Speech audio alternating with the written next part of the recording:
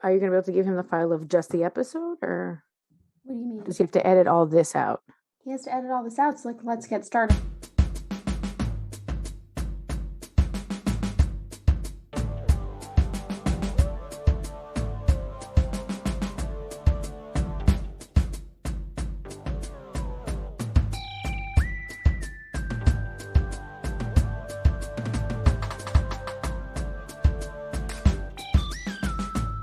Here we are, and welcome to the Friday Night Movie Podcast. Today, in honor of 4 years of recording this podcast, we are marking the occasion by giving Shai the week off, and so that Lily and I can single-handedly mess everything up and ruin the pod. 4 years of hard work, and probably ruin the rest of this week as he has to edit it and clean it up to send it out there. So come celebrate with us while we torpedo this pod. And it also marks the first time you and I are ever doing this on our own. It is the first time we've ever recorded without him. I have to say, his little birdies are flying. I mean, sure. By flying, I mean you're recording us, I hope. No, I'm recording it. Don't worry. I triple check that. But it is a little intimidating. Can we just be in this moment for a second? Because it is a little intimidating to record without him. Neither one of us after 4 years properly know how to host the pod. Right. I feel like we're trying to fly a plane without a license or something. We're like the flight attendants. And now we have to take over for the pilot. We're like, just press some buttons. It should work. Exactly.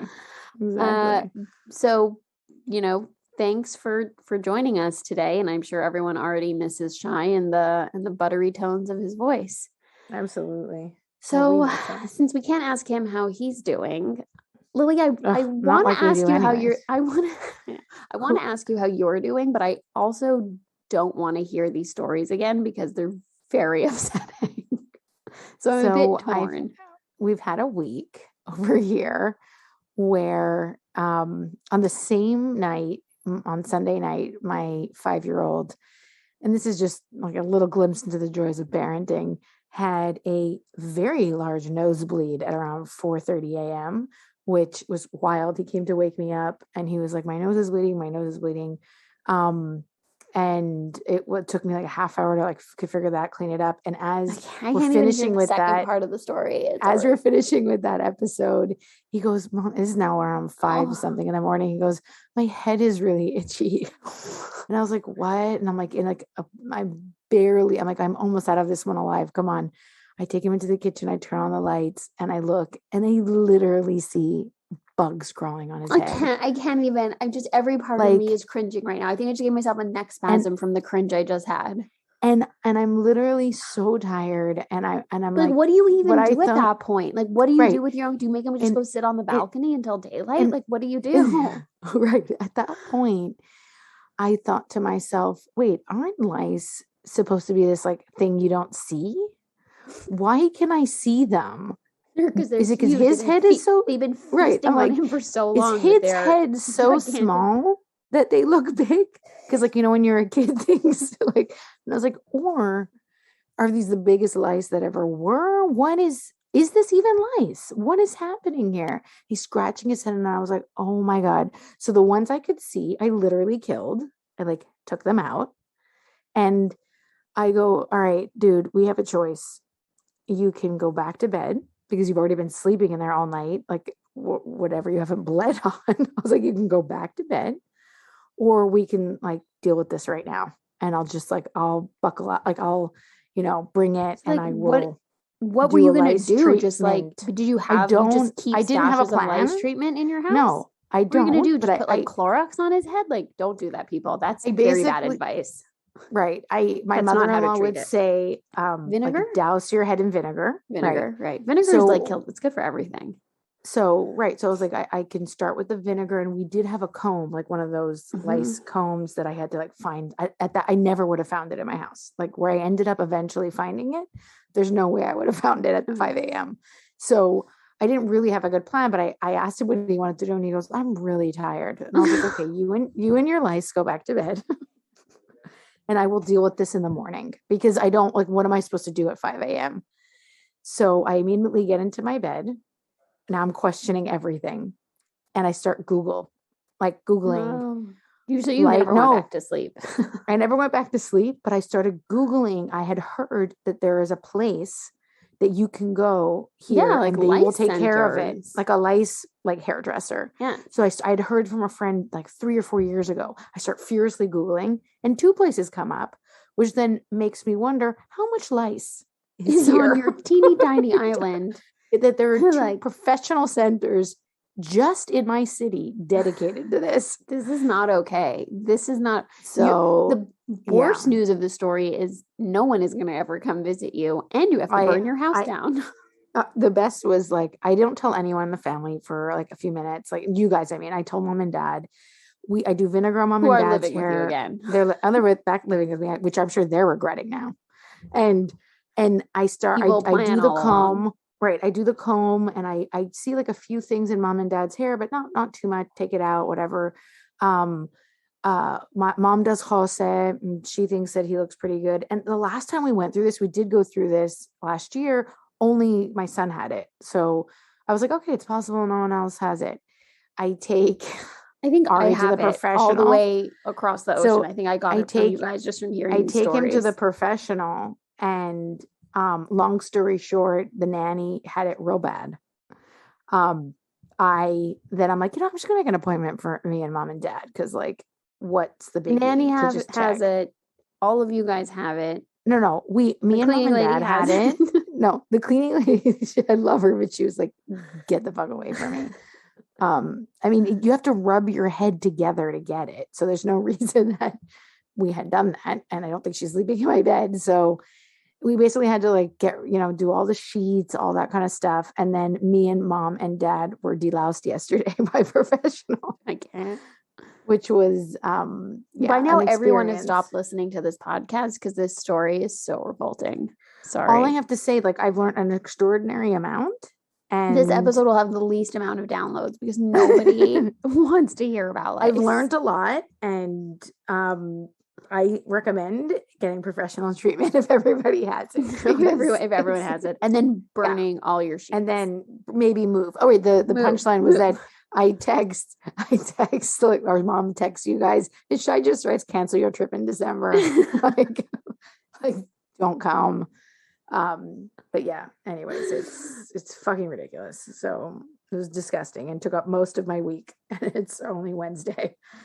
How are you, Becky? Because I feel like you're competing. No, I'm not. I actually don't want to. I want to talk about my week from a different perspective, which is that I give my wonderful, loving husband a hard time very often that he doesn't do enough.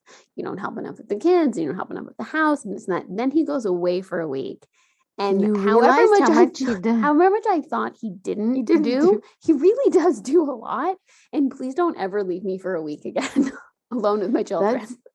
That's an interesting tactic because you think you'd be like mad at him when he got back, but no, instead we were celebrating. It was such a happy reunion, and now he can never leave me again. So we had a tough week over here, but we got through it. Back on track. You got through it. Back on track. You did it. Feeling good, and we are going to take advantage of the fact that Shai is not here. And we're going to dive into talking about a couple of shows and topics that he either doesn't watch or doesn't care about or actively trolls. So now we're going to have a whole episode that he's going to have to listen to because he's going to be editing this to post it. And he's going to be so annoyed. And also when you're not on the pod, like you haven't missed that many, but I've missed a few and I get so excited to listen to those episodes. One of my favorite episodes of a podcast ever was the one you guys did with Ken and Art about Lovecraft. That's actually such a fantastic episode. And I enjoyed that as a what about listener your so one much. with her on Watchmen? That was also really good. Yeah. That's a good. So anyway, so I hope he does listen. So if you actually enjoy this podcast better when it's only 2 of the 3 siblings, now you have 3 episodes, recommendations you can listen to. All right. And if that's the case, maybe you should stop listening to this podcast. Yeah. If you only like 2 out of the 3 of us. Yeah. What are the chances that somebody only likes the two of us? That's not possible. I would say you're right. I guess this is It's not the definitely winning Shai combo. and one of us. One of us. Shai So and this whatever is not guest is on. Right. So this is not the winning combo. But I love this combo. This to me was But I our feel like- combo for many years. But Shai was an older brother. But I also feel like at the end of this, it's going to be a similar situation to Vlad going away for a week, where I'll be like, Shai, come back. Don't ever leave us again. I'm sure. Absolutely. Okay. So first things first, Lily and I both love the show Sex Education. We've been giving it shout outs on the show now for years. Season 3 is out. We both watched it and on Netflix. And we want to dive in and talk about it. So, Lil, do you want to just kind of give us like an overview of the new storylines that? Okay, so I'll give you an overview, but I just want to quickly say that other shows that we loved so much on the out of the open gate, Never Have I Ever, and a few others that there have been. The subsequent, I guess, season 2, you always have to give a show a minute to kind of catch up, but we're quite disappointing. Season 2s are historically not good. Not good, right? And I'm so impressed. I didn't mind season 2 of this show. I actually liked it, but I am so impressed how good season 3 is. Yeah. That I hope for other shows that they can get it together for season 3. This season starts where you have Otis, who's I guess the main character. He is. Yeah. His mom is, I want to say 47 and pregnant, and his best friend Eric is dating Adam finally, who has realized that he's gay, and they've started a relationship. He's on the outs with Maeve, who's sort of like the Rachel Ross storyline, right? Well, they get together the whole time of the show. There's a bunch of other couples that have been Ola and Lily, and Steve and Amy, and then it begins with Otis getting involved with one of the most popular girls at school, who's a mean girl, Ruby, and it kind of the dynamics start there, and then it evolves quite a bit in only 8 episodes. Am I missing something? Right. No. I was going through the notes and thinking about, so this season deals, it's again same-sex relationships, single motherhood, or I wrote this down because I watched this with my husband. And not just single motherhood, because she's in a partnership. It's more like but she raised Otis, right? Her being a single mother, and then I don't want to say we don't use the term geriatric pregnancy because that's really insulting. So we just say older mother, drug addiction, pregnancy, or just a pregnancy for someone over. I think they say pregnancy over mortality, IVF, 40 or 45. Well, or whatever. Anyway, transyouth. No, it's actually, and not non-binary is really right.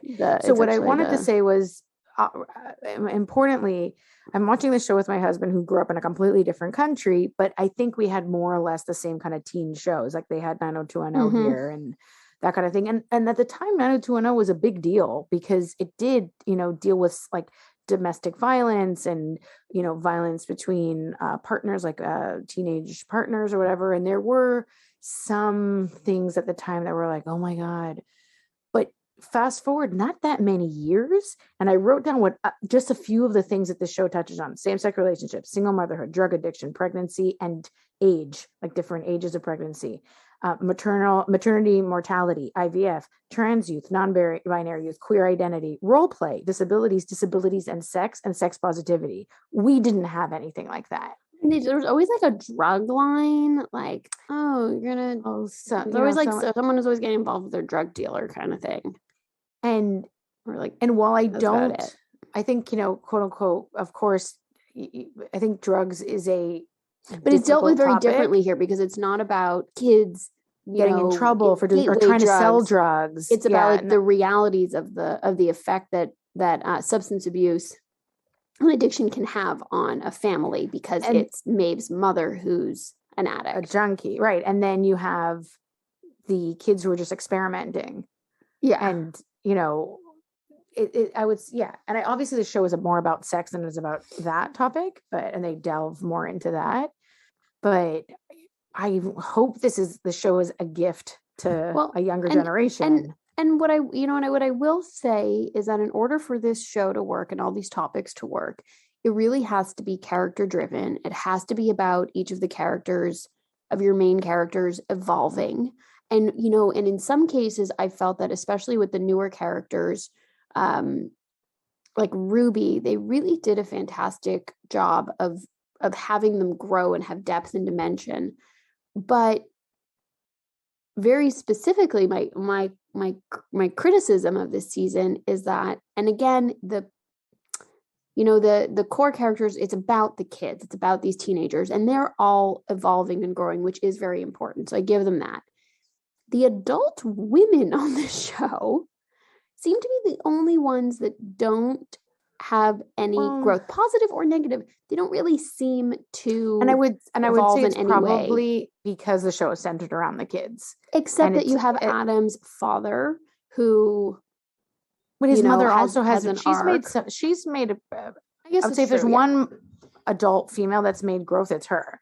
Sure. Because she's broken away out of this, terrible marriage and is finding her sexual identity, her person identity. And but I think we can get back to the adults in a second, but I will say that even Ruby, who's like this mean girl that is an easy toss away token character on a show, they give her depth, and not only in the context of her quote unquote boyfriend, just her and her boyfriend. Yeah. They grow her character, and we see her character's female and male relationships, not just love interest, develop. Yeah, that's really so well done how they do that with her friends. They don't categorize every single person, every teenager in their show only by their love interest. Mostly by their love interest, but not only. Like Eric and Otis's relationship is fundamental to the show. It has nothing to do with their love story together, Well, and love story. The friendship love story. And you see Ruby and Amy and Maeve. While Kelly and Brenda were friends on 9-0, they mostly hated each other. So I think situation. That I have a lot. Beautiful. I think most of my thoughts and feelings this season are about Adam and Eric. So I want to. they stole the show. I want to ask you. Okay, so favorite ships, because the whole show is about relationships, right? Right. Parent, child, friendship, romantic. Okay. So this season, to me, stole the show driven. Is Adam and Eric. Adam really leaned into it, and they clearly stole the show. I was shipping them so hard. Yeah. But I would say, because of what, and then I have some very serious, so like, again, I had to keep reminding myself, these are written as teenagers. These are teenagers. These are not adults with like fully formed experiences. They're played by adults. Obviously, about teenagers, played by adults. Written about teenagers.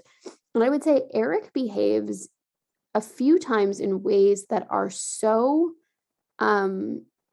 I think like really, no, but also really like, I don't know if toxic is the right word, but if it was written as a scene between, I think it was written as a scene between a heterosexual couple, the scene where Eric thinks he's going to go have sex with Adam for the first time, and they're going to have sex for the first time. And then Adam says, I don't want to have sex with you. And Eric blows up and goes, well, then, you're not really gay or something. And then he leaves. Right. If that was written between, like, I kind of was so taken aback by how horrible he behaves, and that there's no. That's a really good point. And that's never unpacked to be like. Well, it's more about Adam not being able to communicate, but no one ever addresses Eric's reaction. Exactly. Ultimately, it is about Adam's ability to communicate, and then that is handled really beautifully. But way if someone says they want to have sex and then they don't they don't even need to give you an explanation, right?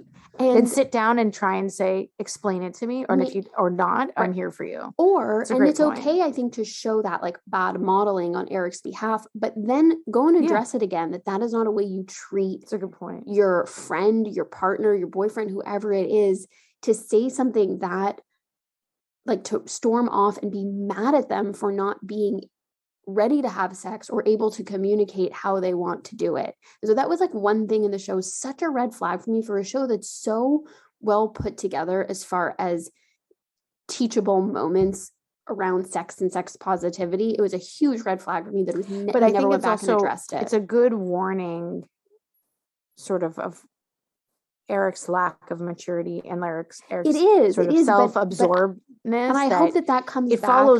It does follow through to the end of the season where he breaks up with Adam basically because he's tired of, he doesn't have the patience to hold someone's hand through this self-discovery. And no, I think it's okay. Impatience is seen. I think it's okay that they're at different stages of their, of their lives, or in their comfort with being out.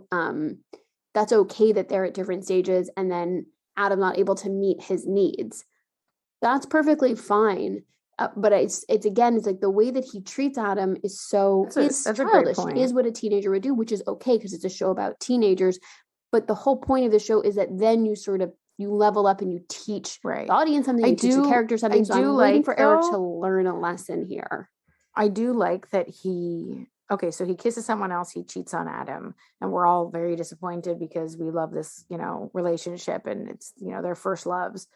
But I like that I guess it's obviously written by adults because he then has the foresight to say, it's not about me cheating or kissing someone else or any of that. It's a deeper issue of I want something else. I'm comfortable with myself, and I'm diminishing my light by being with you because I'm changing who I am, and I work so hard to be who I am. And so I like that they didn't just make and other shows and other times would have been like, you kiss someone else, now we're breaking up. But they go that extra. Adam's poem. Oh my God. Adam's and also poem Adam is such a hot mess. He destroyed me with that poem. Adam is such an interesting character because he's a good-looking kid who's strong and tall and should be the popular kid at school, and he's such a hot mess that he's just not. Like, he is having a hard time because no one likes him, and because he's having and I appreciate that, your looks and your body, especially as a teenager, is not everything. And he really, I can't wait to follow his journey. So by the end, I'm really shipping his friendship with the other, another one of the gay characters on the show that Eric dated in the previous season. I can't remember his name, the French guy. Raheem. So I'm really shipping their friendship because it's my hope that rather than it being focused romantically, it's really just focused on Adam having a friend, not a boyfriend, but like a friend, because that kid needs a friend. So for me, everything Adam I was shipping this season, his relationship with Eric, his relationship with Raheem, and especially his relationship with his dog, Madam. How much he loves Madam and how he's like working on this hobby that he's so proud of. Everything Adam touches is gold this season, and just shows you how much a character can grow because he's so horrendous in the first season. Do you have any favorite ships? I would say, that was the big one. The season we'll let's go to the worst ships because there was something that I did like about Maeve and Isaac. I know you didn't like that relationship, but I'm going to tell you why I didn't like the relationship. Okay, but I will say this: I am not, a person to maybe say this, but I can tell when things are fake. And so I, feel like I didn't feel like a lot of the stuff that they put in the show was tokenism or just cause or to check boxes of like, okay, we need a Black person, we need a Latino. No, I agree. I feel like it is coming from a place that's somewhat genuine, even if they sometimes miss the mark. And the conversation about Maeve and Isaac having an intimate relationship and how it would be for them to have sex, and he's in a wheelchair, I thought was incredible. I actually love all the writing around him, but the reason I don't ship them is because in the end of the day, in a way, why all the character stuff around him and his disability works so well, I think, is because he's a flawed person. They're not making him into some idealistic, like, because then perfect. I feel like it would be, and then we have to with the heart of like the disabled kid with the heart of gold, and we love him. No, he's actually does something really, really shitty to her by deleting Otis's voicemail and lying to her, and then not even telling her what was in the voicemail that he heard. He really is not trustworthy, and he's looking out for number one and behaving the same way all teenagers and most people behave, which is like pretty selfishly. And so the reason I don't ship them is because from the get-go, he's not an honorable person in that way. Even though he tells her the truth, he doesn't tell her the full truth. And he's over Maeve and Otis. Oh, You're over Maeve. I'm over. I just feel like Maeve needs to meet someone. They each just like she's going to America. Need to meet. Oh, that's gonna be amazing. They each need to meet someone new. I don't think it is healthy for them to carry on. And the only reason why we can like somewhat believe the two of them could be together now is because he dated Ruby. Like they had to make him date Ruby, so we believe that he could get a Maeve. Sorry. No, that's a good point because he's doing really well for such a skinny awkward kid. Exactly. And then I wrote that like Jean and Jakob, I don't know that relationship. I'm like done. Like figure it out or go to therapy or don't. But like that relationship, she has serious. Well, the issues. End has a big spoiler. The end of the yeah. I you know, she has the big spoiler at the end. I'm assuming they're not going to be together, and that's it. No. Poor Jakob and I wrote down poor for Ola. Those two, they've really been through the ringer. And then, or unless he gets on board anyways because he loves Jean, I don't know. Whatever. New ships. I wrote down Cal and Jackson because I wrote that before I finished the season, and it's also again like so friendship. Genuine the way that it's confronted of them saying, if you're in a relationship with me, Jackson, you're going to be in a queer relationship. Are you going to be okay with that? And Jackson doing some soul searching and realizing I'm not like I'm suit my it's not who I am. And I have to say that I've never paused a show more to talk about it than because of the Cal Jackson relationship, because I'm watching it with my husband who's extremely open-minded and you know, but we don't have firsthand experience with a teenager in the situation. I would say someone non-binary that's a teenager, and he has kids at the gym who are trans and some experience with that. But, you know, we just kept talking about what it means and how it can implicate in a relationship, and, you know, how just the conversations it brought up. And it's really, this show is so important for adults because we are the adults that have to parent and guide kids that will be going through this, and hopefully we'll be able to go through this publicly and openly. And so this show should be like required watching for adults who are anywhere near children of any age, basically, whether you're a teacher, you know what I mean? You just understand the, you know, get a small glimpse into the tiny spectrum of what young people are, you know, go through in terms of their identities and sexuality. And then like really interesting, you know, and then from that, I feel like we can get into the difficulties with the school, and if you want, and the most problematic character I had an issue with. This is get ready. Yeah. We're about to turn on this show. If you think we loved it, this is right. Exactly. And so as much as we love the show, we did not like this storyline and character. Right. So basically we named all these things that the show deals with, which is amazing and so admirable. But then we have the only character who's infertile, or no, she's horrendous. She's the only character that's horrendous, other than horrendous and Adam's uncle, horrendous in like two scenes. Right. Like, horrendous and barren. Like the woman who cannot she's so reproduce. Angry. Obviously, it's because she's like, oh, you have all these episodes of her being horrible, and then you're like, she's infertile, so that's why she's must be why she's so terrible to these kids, because she's so terrible because she can't have her kid of her own, or is she terrible because obviously she's not motherly because she can't have kids? What are we equating? What are we? Or the only just nightmare of a person? Even worse, we're just trying to make her multi-dimensional by throwing that in there. But then because what I won't accept, here's the thing, something I won't accept, by the way, remotely dealt with in context of Otis, making it about Otis, how he's such a good therapist, which annoyed the shit out of me. Like, if she's bearing her soul, why isn't she bearing it to anyone else but that kid, a 17-year-old boy? So that I cut you off when you were going to say you were so mad about something. Oh no, what I'm saying is that I don't know, but it was something to the effect of, I'm so mad that the they have this nightmare of a character. She is the villain, and it's great that there's a villain in this season because the old principal was a hot mess.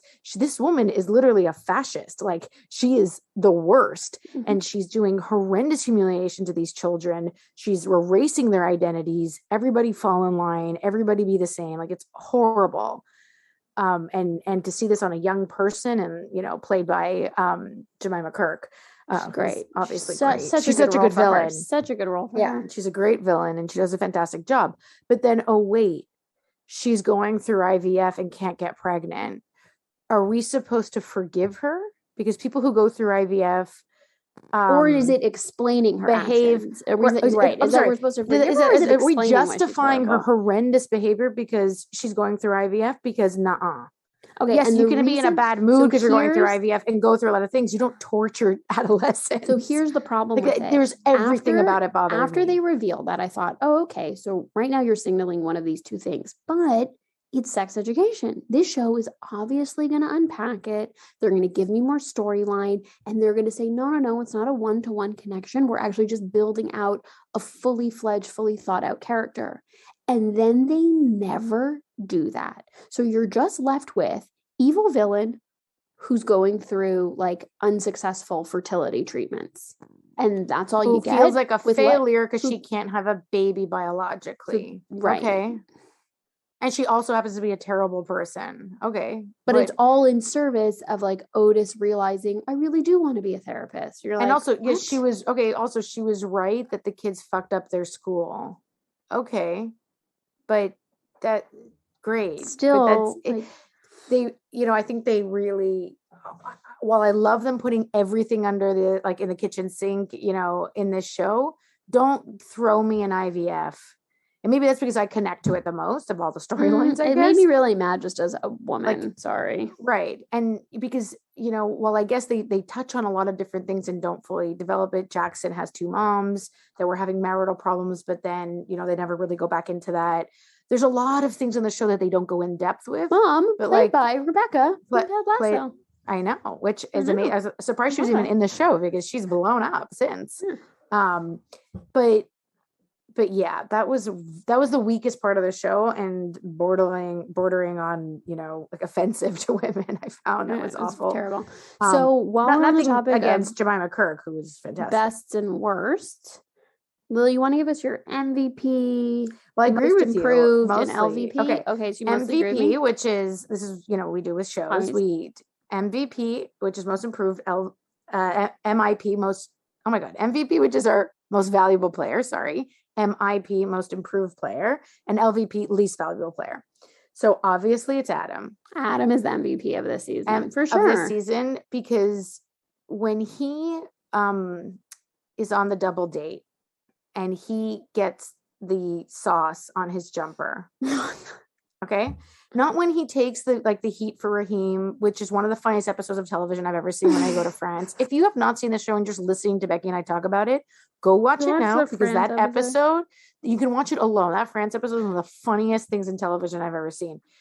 But just his sort of like dropping the stuff on his jumper and not, then he goes and plays bowling or whatever, and he's got a stained outfit, on a double date. That seems so embarrassing. He's just himself. And I love his character. He's amazing.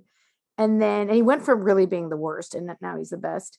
And then Becky, you wrote, MIP Ruby. Ruby's the most improved. She had such a great arc this season. And I think you were right. You hit the nail on the head of why it's so satisfying is because ultimately it's about her growth, but relative to her two best friends, not relative to a boyfriend. And that is a really important part of her growth.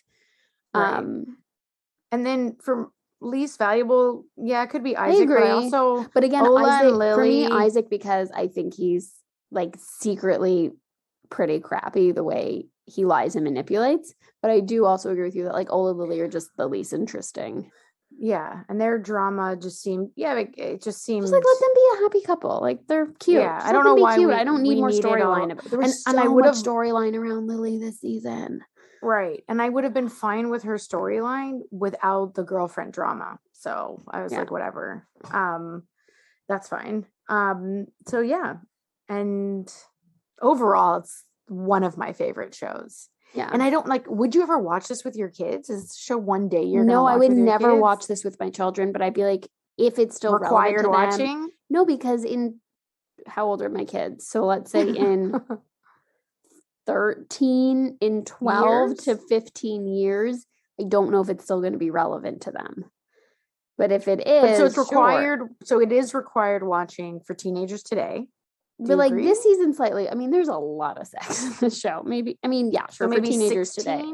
No, like 16, like 15, like 14, 15. I wouldn't let like a 12-year-old watch it necessarily, but no. Maybe like and then 14, but it's clearly made for adults who should be learning about all this stuff.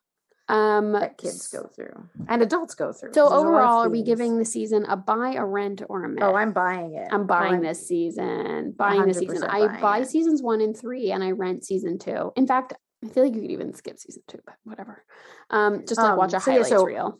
So buy, rent, miss is a game that we play, right? If you buy it, do we need to explain it? I mean, just in case we've got new listeners before Comic Con. You think we have a new listener on the one time Shai is not on with us? It's possible. It's possible. It's in our own home movie library. Are we gonna buy it for the library? Gonna rent it for a night, or just like don't need to see it? And we both buy because it's amazing. Do you think we have time to quickly run through, because Shai does not watch Grey's Anatomy, cannot stand it, trolls it all the time. I just want to do. Are we season 17 or 18 now? I think it's 19. No, we're not in season 19 right now. I'll check. Did it start already? I haven't. Yeah, there's like 3 episodes. Oh my God, there's like 3 episodes. That's why you don't have your predictions. Right. Yeah. Oh, okay. Why. So my predictions are I'm that I'm gonna write season 19 of. They're like really schmaltzing it up that Link and Joe will become a family, so he can have the family he's always wanted. I'm not going to even give you Link and Joe. That's Link and Amelia. Oh, sorry. Link and Joe are back together. No, Link and Joe they're not together. They're just best friends helping each other out with their babies. Sorry, you're right. This is season 18. Oh, season 18, sorry. No, I'm right. You said you 19. wrote 17. But you said 19. All right, so this will show what Price is right. I'm right. Well, Price is right. Oh, because I'm over. Right. You're over. Price, if you go over, you lose. Okay. I really have to tell you, I do not need Owen and Teddy in the show anymore. I just make room for fresh blood. Get rid of them. Just get rid of them. Get rid of them. And I swear to God, they're Benjamin Buttoning Weber. They keep on making him younger, and then like the digital CGI on the face. I don't know what it is. So I'm assuming this season they're, instead of being like, we discovered how to cure blah blah blah, or do like whatever transplants, I'll be like, Weber discovered how to reverse aging, because it's like even just his character, what they're doing with him, they're just like reverting him back to like being chiefs, like various very important positions that he gave up because he was retired. Like it's just, I don't know. It's enough already. I don't. Why can't he retire? Yeah, I don't know. I guess because he has a good contract. I mean, I guess he must. He must have a really good contract. How old do you think he is now versus when he started? Like, would he be like 70 at the hospital? Maybe the show started when he was 50. I think he has to be 70 because he's supposedly a peer of Mare's mom, and Mare is 50 in the show for sure, and in real life. I think so. She's supposed to be like 45. Yeah. Fine. So she's 45. So I can tell you, 70. I'm still upset she and DeLuca didn't work out. They should have just made that one stick. Yeah. Really? I loved her being with a younger guy, with a guy 20 years younger than her. That was I did like her being with a amazing. younger guy. I feel like if she's not going to be with Derek, she should be with someone super hot and 20 years younger that worships her. Is she with the Irish guy yet? You have to watch the first episode. They like already derail. Like I just can't. Oh, enough already. All right. So it does make you feel a little bit weird though that, I mean, have you been watching since it was on season 1? No, you came on the bandwagon late. No, I watched the first like 3 seasons maybe. Then I skipped a whole bunch in the middle. Yeah, and I skipped a whole. And then jumped back on the bandwagon. I've only ever watched in real time, and then maybe like 10 years ago I jumped back on. So I've been watching for a while now. Yeah, for like the last 10 years in real time since day 1. And this season 17 was the only time I've missed. Yeah, 18, but no, 17 last season with the COVID. I couldn't. You didn't watch it? No, I watched maybe 2 episodes, but I was like, I can't deal with this. Okay, so do you have any predictions before we wrap this up? I mean, no. I don't know how you have predictions. You don't even know who the characters are. Like, you didn't even know who Link and Joe are when I was. No, I did. I thought you were talking about Link and Amelia. That's why, because I know they broke up. Okay. I'm shout out to Shelly, who I made tell me the entire story of season 17, and it was like the best 45 that's my minutes of favorite my game. life. I know. Of not She just, watching like, a show, but having recounted. somebody recap it for me in detail. I love and Mindy show too. recaps. Yeah. Both recapped some season 17 for me. But yeah, I think Link and Joe is a great match. Why is that bad? I think that's great. I'm sure they're going to get together and build the family they never had.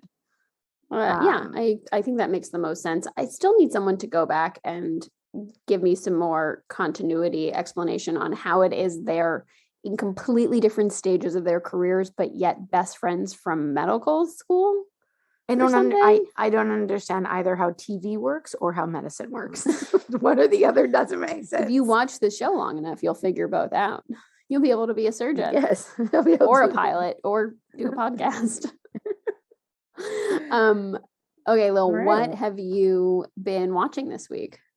So I watched Sex Education. I knocked it out this week, which was awesome. I watched a few episodes of the show Easy on Netflix. I don't know if you've heard of it. It's definitely an adult rated show, and it's about different relationships and this, like, how it's, I think they're individual stories that are connected, but it's not some weird thing that at the end they're all connected. I don't think so far it isn't. But it's a bit serious, but I think you'd like it, Beck. All right, cool. And then I watched Home Alone with my 5-year-old. It was such a fun experience. The original, not a fucking remake. It was amazing to watch that and have him, like, he was cackling. Although the truth is, the really funny parts are only about the last 20 minutes of the movie. So we kept being like, now it's coming. The funny parts? What about? Because like the big home invasion. The big home invasion is at the end. And so, like, he didn't find John Candy funny in this movie. Obviously, that guy's a legend. But you know what I mean? And like all the mom stuff is funny. Oh yeah, I guess the kid running around and like, Macaulay Culkin slapping his face with the aftershave. But Ari was just like, what? Why is he slapping his face? Yeah, but I guess some of the last 20 minutes. The last 20 minutes, he was losing his mind. It made me want to like send a message to Chris Columbus and be like, just know all these years later, you still, like, 5-year-olds are dying over how funny this is. Like, he was cackling, bowling over. So wonderful. He thought it was amazing. And great. I highly recommend the, what is it on Netflix, Beck? You know, that the show about how they made movies. It's not How Did This Get Made, but the movies that made us. The movies that made us. Thank you. Yeah. The Movies That Made Us. I recommend that. Is a great show anyways, but the episode on Home Alone is fantastic. Mm-hmm. So huge rec there. So yeah. All right. Is that it? I think that's it. Yeah. Okay. So this week I started watching, it's on HBO. One more. I'm Sorry on Netflix. There's only 2 seasons. And mostly because there's a fantastic episode about the mom getting lice and having to go to one of those centers. So it's great. I feel you, Andrea Savage. So I've been watching on Netflix. On HBO. I have been tearing through it. The show, the other 2. I just can't even tell you. Vlad just, popped in mid-season with me, caught an episode, cackling. We're both like you cannot stop watching it because each scene is funnier than the next. It's about 2 adult siblings whose younger sibling, who's about half their age, who's only 13 or 14, becomes a YouTube sensation, YouTube star, kind of like a Justin Bieber type. And the younger brother and the mom moved to New York where the 2 adult siblings are. And the 2 adult siblings have these failed careers. The mom is Molly Shannon. Yeah. The 2 adult siblings have these, basically like failed careers.